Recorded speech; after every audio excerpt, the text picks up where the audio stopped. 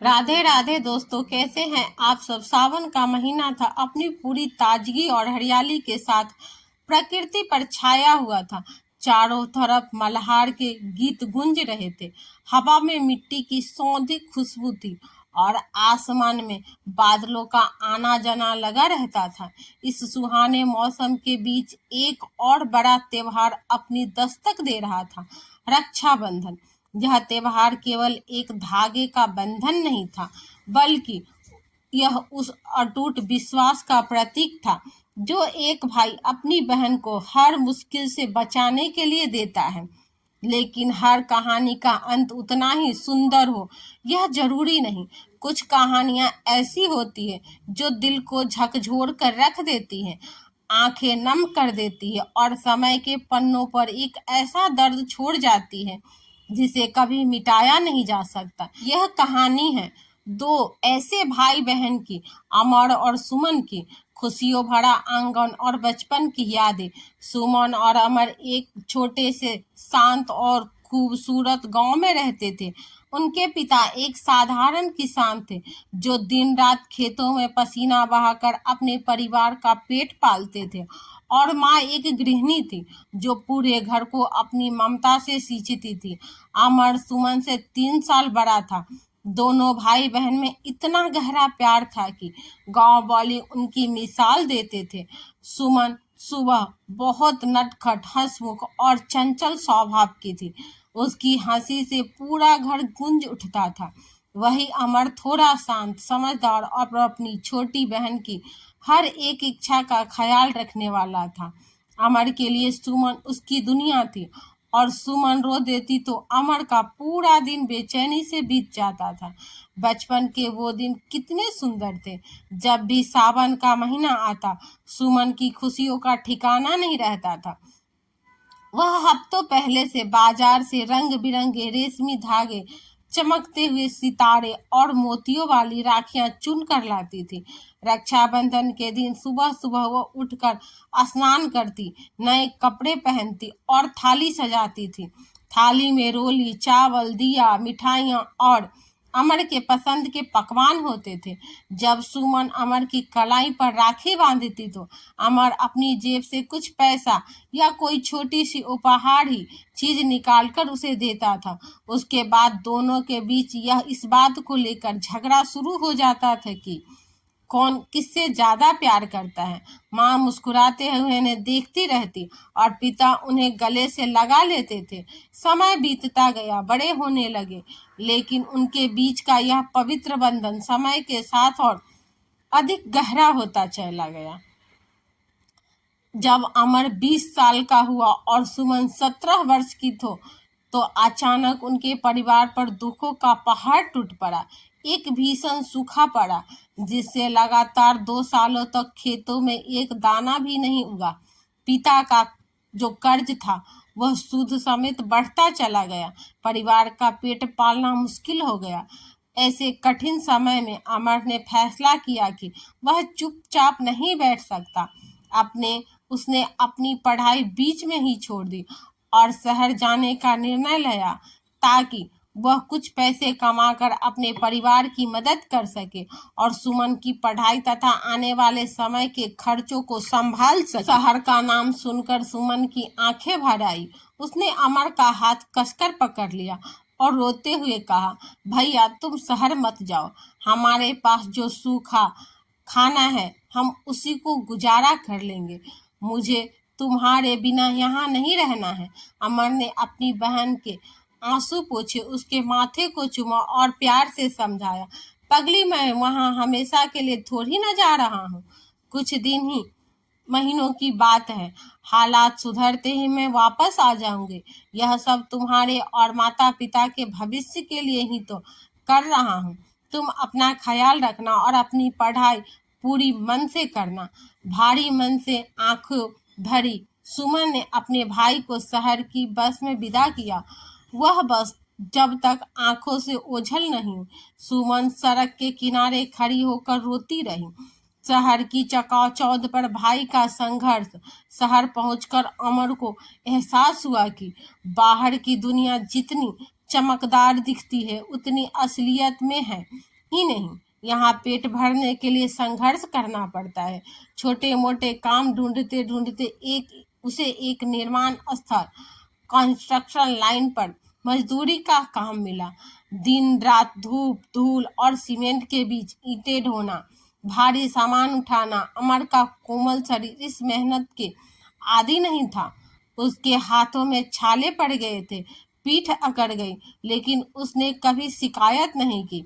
उसके मन में सिर्फ दो ही तस्वीर घूमती रहती थी, एक उसके बूढ़े माता पिता का चेहरा और दूसरी उसकी प्यारी बहन सुमन का मुस्कुराता हुआ चेहरा। महीने के अंत में जब उसे पहली बार अपनी मेहनत की कमाई मिली तो उसकी खुशी का ठिकाना नहीं रहा। उसने तुरंत उसमें से कुछ पैसे घर भिजवाए और साथ ही सुमन के लिए एक छोटी सी प्यारी सी घड़ी और उसकी मनपसंद चॉकलेट खरीदी। उसने तय किया कि इस बार रक्षाबंधन पर वह छुट्टी लेकर गांव जरूर जाएगा। समय बीतते गए।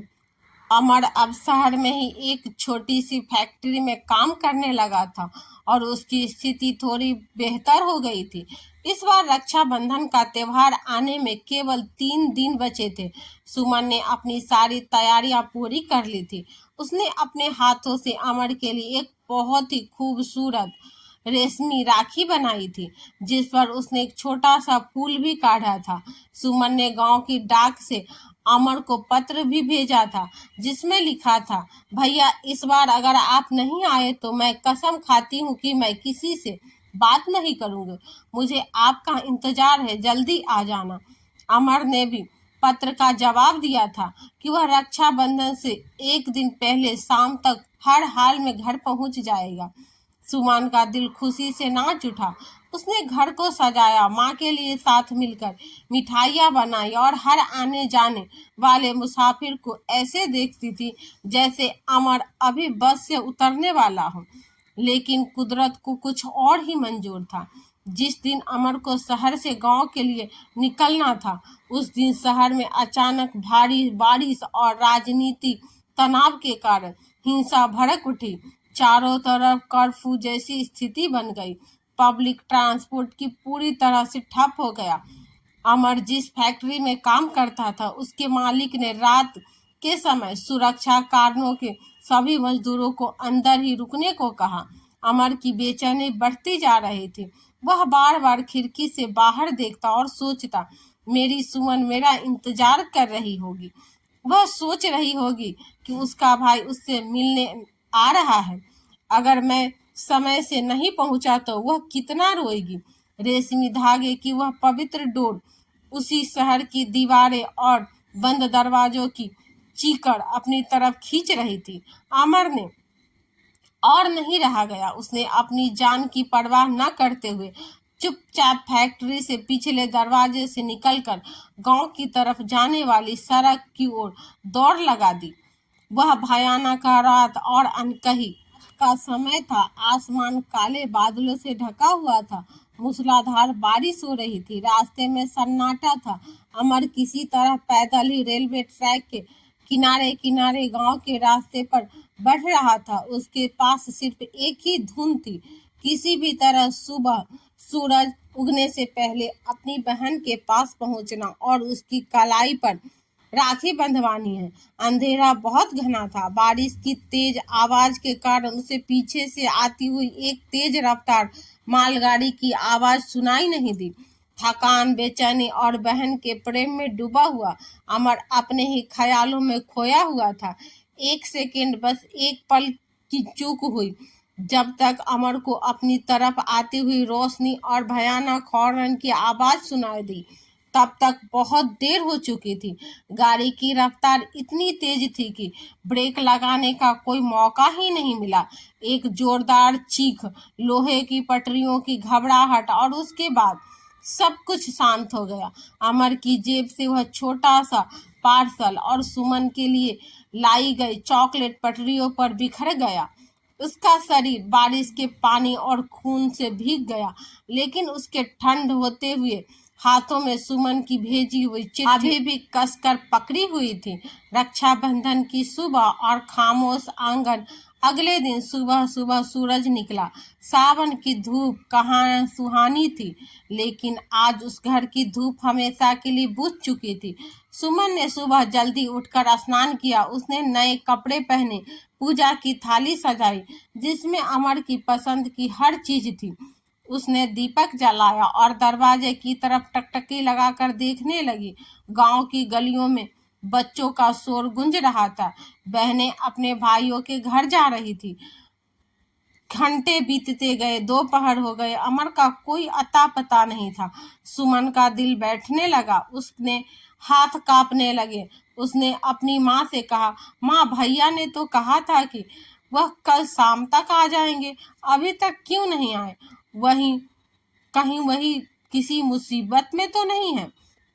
माँ ने सुमन को गले से लगाया और ढांसा देते हुए कहा, पगली है तू, शहर में काम का बोझ होगा, बस छूट गई होगी, आ जाएगा मेरा बेटा, तू रो मत।